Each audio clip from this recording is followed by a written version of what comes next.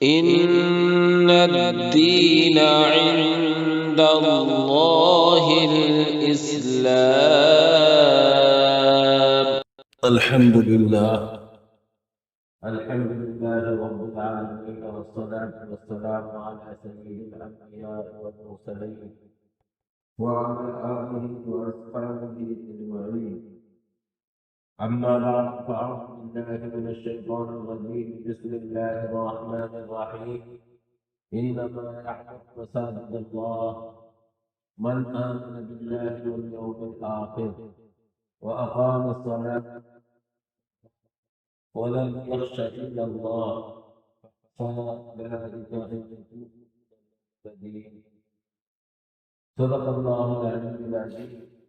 وقال عليه الصلاة والسلام: من بنى مسجدا بنى الله له بيتا في الجنة، أو كما قال نبينا صلی اللہ علیہ وسلم. محترم بزرگوں، بھائیوں، اسلام میں مسجدوں کا مقام اور مرتبہ اور ان کی ضرورت و اہمیت ریڑھ کی ہڈی کے مانند ہے. مسجد ہے اسلام کا مرکز باقی ہے. مسجد ہے لوگوں کو صحیح اسلام کی صحیح رہنمائی مل رہی ہے. مسجدیں ہیں تو لوگوں کا ایمان باقی ہے. مسجدیں ہیں تو لوگ صحیح راستے پر چلتے رہیں گے. یہی وجہ ہے کہ مکے میں حضور اکرم صلی اللہ علیہ وسلم جب تک تشریف فرما رہے بیت اللہ میں حاضری دیتے رہے، اور جب آپ نے مکے سے ہجرت کی ہے اور سب سے پہلا پڑاؤ قباء میں کیا ہے، تو آپ نے وہاں سب سے پہلا کام مسجد بنائی اور وہیں جمعے کی شروعات کی. آپ علیہ السلام قباء میں 14 دن رہے ہیں، تو آپ نے بڑا کام اور سب سے پہلا اہم کام یہ کیا ہے کہ وہاں مسجد بنانا، اور اس مسجد کا نام رکھا گیا مسجد قباء، اور آپ علیہ السلام نے وہاں جمعہ پڑھا. پھر آپ جب مدینہ پہنچے ہیں تو مدینہ میں بھی آپ نے سب سے پہلی فکر مسجد بنانے کی. چنانچہ جہاں آج مسجد نبوی ہے، جو اس کا پرانا حصہ وہ تو یتیم بچوں کی جگہ تھی اور اس میں کھجور کے کچھ پیڑ تھے. جب حضور اکرم صلی اللہ علیہ وسلم نے صحابہ سے ذکر کیا کہ میں مسجد کی جگہ تلاش کرو جہاں ہم مسجد بنائیں اور وہ اسلام کا مرکز ہو، تو اس جگہ کے بارے میں اشارہ نہیں کی گئی. ان دونوں بچوں سے بات کی گئی تو انہوں نے آپ علیہ السلام سے عرض کیا کہ یہ مسجد کے لیے ہماری طرف سے ہے، لیکن آپ علیہ السلام نے چونکہ وہ یتیم تھے قبول نہیں کیا اور آپ نے اس کا عوض دیا. اور اس وقت میں اللہ کے نبی صلی اللہ علیہ وسلم نے مسجد بنائی اور پھر وہ اسلام کا مرکز بنا، اور اللہ رب العزت والجلال نے وہاں سے دین کے پھیلنے بڑھنے اور چاروں طرف حق کی بات پہنچنے کا اس کو مرکز بنایا. کیا بنا؟ تو اسلام میں مساجد کو بڑی اہمیت حاصل ہے. اسلام میں اللہ رب العزت والجلال نے مسجدوں کو وہ مقام و مرتبہ عطا فرمایا ہے جو کسی دوسری چیز کو وہ مقام و مرتبہ ہے. اور بعض روایات سے پتہ چلتا ہے کہ اس زمین کی ابتدا وہ بھی مسجد ہی سے ہوئی ہے، یعنی بیت اللہ سے. روایات سے پتہ چلتا ہے کہ جب اللہ رب العزت والجلال نے اس زمین کو بنایا تو جہاں بیت اللہ ہے ٹھیک اسی جگہ پانی میں ایک بلبلہ پیدا ہوا اور پھر وہ چاروں طرف کو زمین بنتی چلی گئی. تو دنیا میں زمین پر سب سے پہلے بھی اللہ کا گھر بنا۔ مسجد کی اہمیت اور اس کی افادیت کا اس بات سے اندازہ لگایا جا سکتا ہے کہ اللہ رب العزت والجلال نے مسجد کی نسبت اپنی طرف کی۔ نسبتوں سے مقام اور اہمیت کا، اس کے مرتبے کا اندازہ لگایا جا سکتا ہے۔ اللہ رب العزت والجلال نے مسجدوں کی نسبت اپنی طرف کی ہے۔ اللہ رب العزت والجلال نے بیت اللہ کے بارے میں فرمایا چوتھے پارے میں، ان اول بیت وضع للناس للذی ببکہ، سب سے پہلا گھر جو لوگوں کی عبادت کے لیے بنایا گیا وہ مکے میں۔ اور دوسری جگہ اللہ رب العزت والجلال نے ارشاد فرمایا، آپ دیکھ رہے ہیں ادھر کتبہ لکھا ہوا ہے مسجد میں جانے جانے حی علی الصلاۃ کے آنے بھی لکھا ہوا، ان المساجد للہ فلا تدعوا مع اللہ احدا، کہ اللہ رب العزت ہی کے لیے ہے ساری مسجدیں، لہذا مسجدوں میں اللہ ہی کا نام لیا جائے۔ اللہ تبارک و تعالی نے ایمان والوں کی پہچان یہ بتلائی ہے کہ وہ مسجدوں کو آباد کریں گے، وہ مسجدوں کو آباد کرنے والے ہوں گے۔ چنانچہ اللہ رب العزت والجلال سورۃ توبہ میں ارشاد فرماتا ہے، انما یعمر مساجد اللہ من آمن باللہ والیوم الآخر وأقام الصلاة وآتى الزكاة ولم يخش إلا الله فعسى أولئك أن يكونوا من المهتدين۔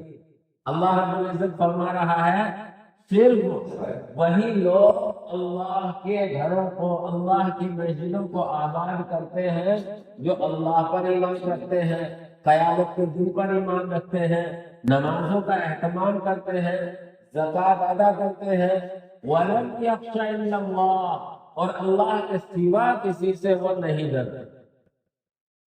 آگے اللہ فرما رہا، فَعَسَىٰ أُولَٰئِكَ أَن يَكُونُوا مِنَ الْمُفْلِحِينَ۔ اللہ رب العزت والجلال فرماتا ہے، امید ہے کہ یہ لوگ کامیاب ہوں گے، یہ لوگ بامراد ہوں گے۔ ان ساری باتوں سے اندازہ لگایا جا سکتا ہے، قرآن کی آیات سے، احادیث سے یہ بخوبی اندازہ لگایا جا سکتا ہے کہ اسلام کے اندر مسجدوں کو مرکزی حیثیت حاصل ہے، ریڑھ کی ہڈی کے مانند ہے۔ اگر ہماری مسجدیں آباد ہیں تو ہم آباد ہیں، اگر ہماری مسجدیں محفوظ ہیں تو ہم محفوظ ہیں، اور اگر خدا نخواستہ ہماری مسجدیں ویران ہوئیں، ہماری مسجدیں محفوظ نہ رہیں تو واللہ خدا کی قسم ہم محفوظ نہیں رہ سکتے، ہم ویران ہو جائیں گے، ہم برباد ہو جائیں گے اگر ہماری مسجدیں ویران ہوں۔ اور پھر اللہ نے، آپ سنیں، اللہ رب العزت والجلال نے کس کا کام بتایا ہے مسجدوں کو ویران کرنے کا اور مسجدوں کو آباد نہ کرنے کا۔ فرمایا اللہ رب العزت والجلال نے، ما کان للمشرکین ان یعمروا مساجد اللہ، یہ بت پرستوں کا کام نہیں ہے کہ وہ مسجدوں کو آباد کریں گے، یہ شرک کرنے والوں کا کام نہیں ہے کہ وہ مسجدوں کو آباد کریں گے۔ ما کان للمشرکین ان یعمروا مساجد اللہ شاہدین علی انفسہم بالکفر، جبکہ وہ کفر کے بھی قائل ہوں، کفر پر بھی ڈٹے ہوئے ہوں، وہ مسجدوں کو آباد نہیں کر سکتے۔ اولئک حبطت اعمالہم، ان مسجدوں کو آباد نہ کرنے والے، شرک اور بت پرستی کرنے والوں کے تو اعمال بھی اکارت ہو گئے، ضائع ہو گئے، برباد ہو گئے۔ اس لیے اللہ نے دوسری جگہ ارشاد فرمایا، وَمَنْ أَظْلَمُ مِمَّنْ مَنَعَ مَسَاجِدَ اللَّهِ أَنْ يُذْكَرَ فِيهَا اسْمُهُ وَسَعَى فِي خَرَابِهَا أُولَئِكَ مَا كَانَ لَهُمْ أَنْ يَدْخُلُوهَا إِلَّا خَائِفِينَ لَهُمْ فِي الدُّنْيَا خِزْيٌ وَلَهُمْ فِي الْآخِرَةِ عَذَابٌ عَظِيمٌ۔ اللہ رب العزت والجلال اس ارشاد میں فرماتا ہے، اس شخص سے بڑا ظالم کون ہو سکتا ہے جو لوگوں کو اللہ کے گھر سے روک رہا ہو۔ اس شخص سے بڑا ظالم کون ہو سکتا ہے جو اللہ کے گھروں کو ویران کرنے کی کوشش میں لگا ہوا ہو؟ اس شخص سے بڑا ناہنجار کون ہو سکتا ہے جو اللہ کے گھروں کو برباد کر رہا ہو؟ اللہ کے گھروں میں تو اس شان سے داخل ہونا چاہیے کہ اللہ کا خوف دل و دماغ پر چھایا ہوا ہو، اللہ سے ڈر رہے۔ اگر مسجدوں کو ویران کیا ہے، اگر مسجدوں کو آباد کرنے سے لوگوں کو روکا ہے، تو اللہ فرماتا ہے ان کے حصے میں رسوائی ہے دنیا میں۔ لہم فی الدنیا خزی، ان کے لیے اللہ نے دنیا میں رسوائی طے کر رکھی۔ اور آپ دیکھیں جنہوں نے مسجدوں کو ویران کیا ہے، جنہوں نے مسجدوں سے اللہ کا نام لینے سے روکا ہے، آج وہ رسوا ہیں، آج وہ ویران ہیں، برباد ہیں، سوائے ان کے جنہوں نے توبہ کرنی ہے۔ اور جو رسوا نہیں ہے وہ ہو کر رہیں گے انشاءاللہ۔ یہ اللہ کا فرمان ہے، اللہ کہہ رہا ہے لَهُمْ فِي الدُّنْيَا خِزْيٌ، ان کے لیے دنیا میں رسوائی ہے، ذلت ہے۔ وَلَهُمْ فِي الْآخِرَةِ عَذَابٌ عَظِيمٌ، اور ان کے لیے آخرت میں دردناک بڑا عذاب۔ ہمیں اللہ رب العزت والجلال کے کلام پر چڑھتے سورج سے زیادہ یقین، ہمیں اللہ رب العزت والجلال کے کلام پر 101% سے اونچا بھی فیصد ہو تو اس سے بھی زیادہ یقین ہے۔ اللہ اپنے کلام میں جو بیان کرتا ہے وہ حق ہے، سچ ہے، ایسا ہو کر رہتا ہے۔ کسی چیز کے وعدے کے پورا ہونے میں دیر ہو سکتی ہے، لیکن ایسا نہیں ہو سکتا کہ وہ وعدہ پورا نہ ہو۔ تو میرے بھائیو، مسجدیں اسلام کا مرکز ہے، مسجدیں اسلام کی تعلیم گاہ ہیں، مسجدیں اسلام کی ریڑھ کی ہڈی ہیں، مسجدیں میری اور آپ کی عزت اور آبرو ہیں، مسجدیں میری اور آپ کی بقا کا ذریعہ ہیں، مسجدیں میری اور آپ کی حفاظت کا ذریعہ ہیں۔ مسجدیں آباد ہیں تو ہم مسلمان آباد ہیں۔ خدا نہ خواستہ اگر مسجدیں ویران ہوتی ہیں تو ہم آباد ہونے والے نہیں ہو سکتے۔ اس لیے میرے بھائیوں، ہر زمانے میں مسلمانوں کو سب سے زیادہ توجہ مسجدوں کے آباد کرنے پر دینی چاہیے۔ ہر زمانے میں مسلمانوں کو اپنا تعلق مسجدوں سے مضبوط رکھنا چاہیے، اور خصوصاً اس وقت میں جب ہماری مسجدوں کے حفاظت میں کوئی آڑے آ جائے، جب ہماری مسجدوں کو ویران کرنے کی کوششیں ہونے لگے، تو اس وقت ہماری ذمہ داری کہیں اور زیادہ بڑھ جائے۔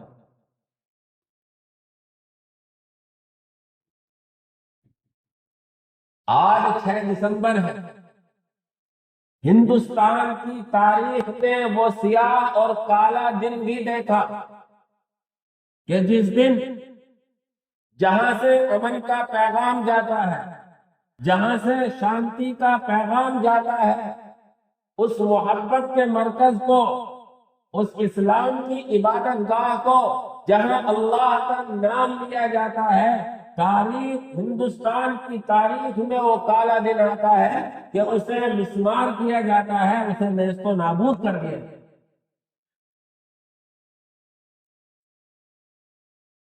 دنیا میں کہیں کی بھی کوئی مسجد ہو، وہ ہمارے دل کی دھڑکن ہے، بلکہ اللہ رب العزت والجلال نے تو دنیا میں کوئی بھی مذہب ہو، اس کے مذہبی عبادت گاہ کو ادب و احترام کرنے کا حکم دیا ہے۔ ہر ایک اپنی عبادت گاہ میں اپنے مذہب کے مطابق عبادت کرے، اس سے نہیں روکا ہے۔ لیکن یہ ہمیں اپنی نسل نو کو یاد دلاتے رہنا ہے کہ ہندوستان میں وہ کالا دن بھی دیکھا ہے کہ جس دن ایک بڑی اقلیت کے عبادت خانے کو مسمار کر دیا جاتا، لیکن ہم ہمیشہ چین و سکون، امن و شانتی کے علم بردار رہے ہیں اور رہیں گے۔ ہم زخم کھا لیں گے لیکن اپنے ملک ہندوستان کو نفرت کی آگ میں جلتا ہوا دیکھنا پسند نہیں کریں گے۔ ہر ایک ہندوستانی کی یہ دل کی آواز ہے۔ لیکن میرے بھائیوں، ہم سب کو خود بھی اپنی مسجدوں کو آباد کرنے کے لیے اپنی مسجدوں سے تعلق کو مضبوط کرنا ہے۔ چور اس وقت چوری کرتا ہے جب مالک غافل ہوتا ہے، ڈاکو اس وقت ڈاکہ ڈالتا ہے جب مالک غافل ہوتا ہے۔ آج ہم مسلمان اپنے اپنے گریبان میں منہ ڈال کر سوچے کہ میرا آپ کا اور امت مسلمہ کا اپنی مسجدوں سے کیسا تعلق ہے۔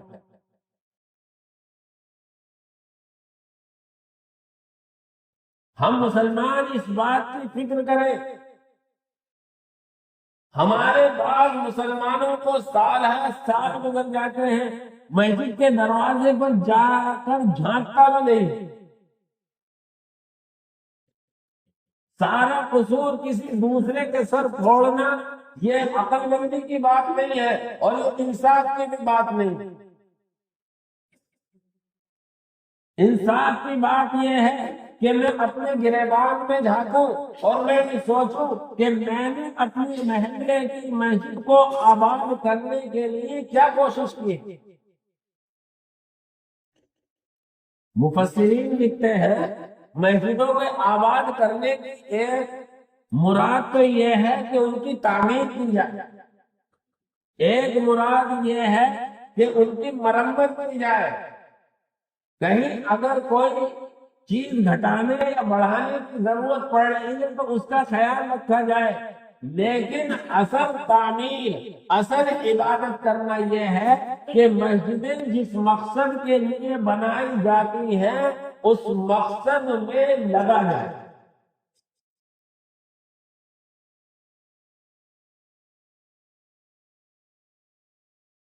اسی لیے علامہ اقبال رحمہ اللہ نے کہا کہ صرف تعمیر کا مقصود ظاہری عمارت اچھی بنا لینا نہیں ہے۔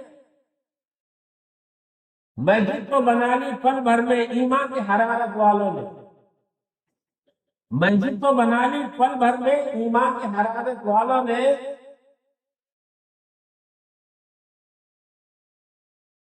دل اپنا نمازی بن نہ سکا۔ اس طریقے کا دوسرا ٹکڑا ہے گھر سے نکل گئے کہ ہم تعمیر کر لی، لیکن اصل تعمیر جو مسجد کا حق ہے، جس بنیاد پر مسجد کو قائم کیا جاتا ہے، بنایا جاتا ہے، میں اور آپ یہ سوچیں کہ اس مقصد میں ہم کتنا حصہ لے رہے ہیں۔ یہ ہے اصل سوچنے کی بات۔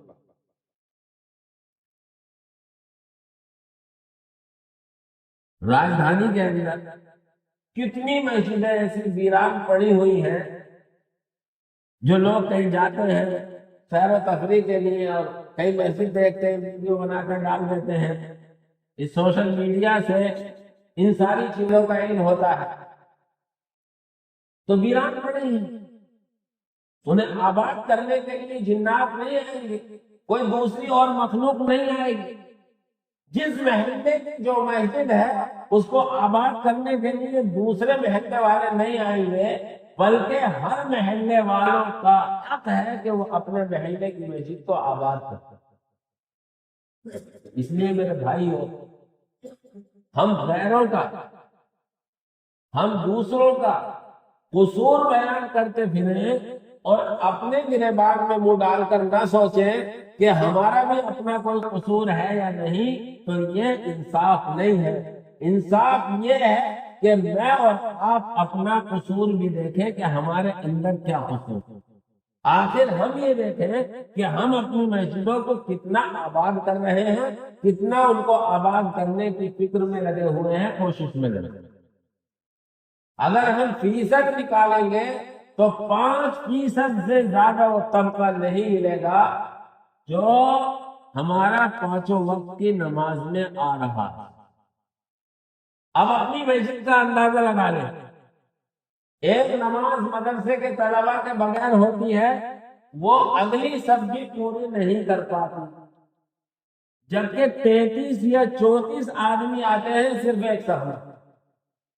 اور ہم اپنے محلے کا جتنا حلقہ اس مسجد سے جڑا ہوا ہے اس کا اندازہ لگایا ہے کہ 350 بالغ مرد ہیں۔ اب اس کا فیصد نکالنا 30 کا،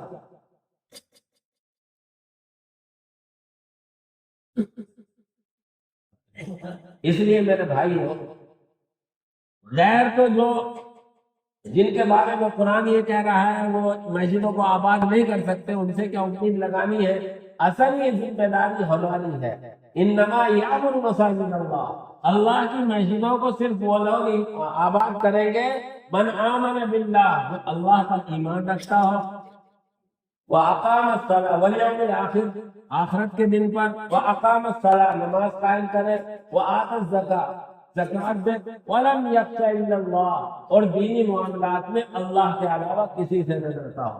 اور پھر ایسے لوگوں کے لیے فرمایا فَعَسَىٰ أُولَٰئِكَ أَن يَكُونَ مِنَ الْمُفْلِحِينَ، امید ہے کہ یہ لوگ کامیاب ہوں۔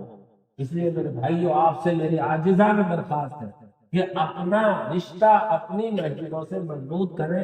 اللہ مجھے بھی آپ حضرات کو قبول فرمائے، آمین۔ وآخر دعوانا الحمدللہ۔ اللہ